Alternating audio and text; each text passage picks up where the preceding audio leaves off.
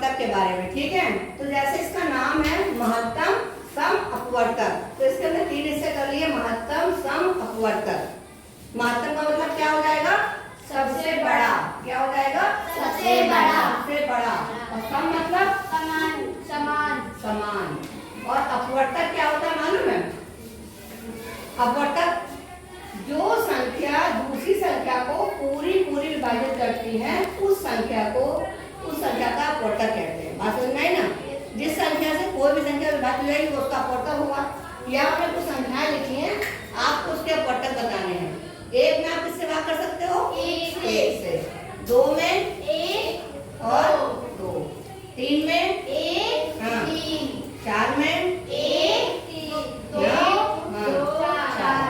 5 में 1 5। 6 में 1 2 3 7 6। में हाँ 6 भी है, सॉरी हाँ 7 में 1 7। 8 में 1 2 4 8। तो आपने देखा कि हमने जब यहाँ अपवर्तक लिख दिए तो ये हमारे क्या है? इन संख्याओं का अपवर्तक ये है, ठीक है। इसमें हम देख रहे हैं 1 सबका अपवर्तक है, यानी आप 1 से सब में भाग दे पाते हो, ठीक है। अब अगर हमें कहा जाए मासा निकालने के लिए, तो हमने क्या करा? 4 6 और 8 का मासा निकालना होगा।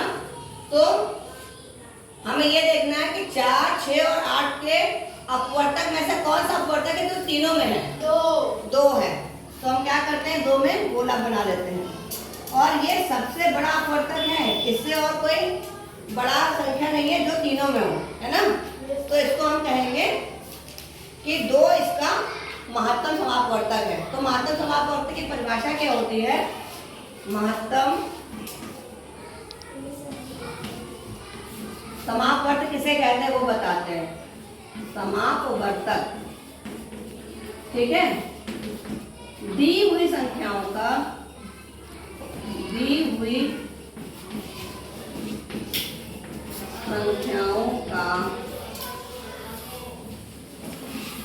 मासा, यानी कि महत्तम समापवर्तक को शॉर्ट में लिखते हैं मासा, वह संख्या होती है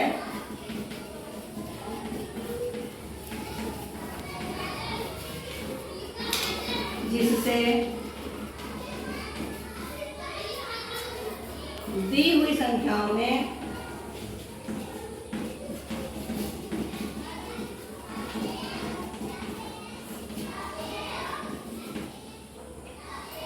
भाग दिया जा सके।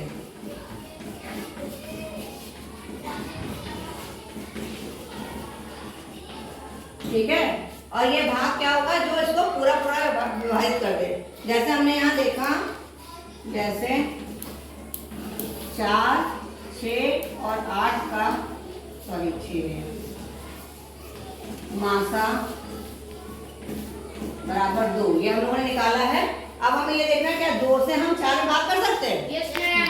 कुछ शेष बचेगा नहीं। No ma'am. 2 से 6 में भाग कर सकते हैं? Yes ma'am. और 2 से 8 में भाग कर सकते हैं। Yes ma'am. तो ये हमारे जो परिभाषा है वो साबित हो गई कि जो दी हुई संख्याएं उनसे जो है जो मासा निकला है उससे हम भाग कर पा रहे हैं। ठीक है, इतना समझ में आ गया? Yes ma'am. Okay, thank you.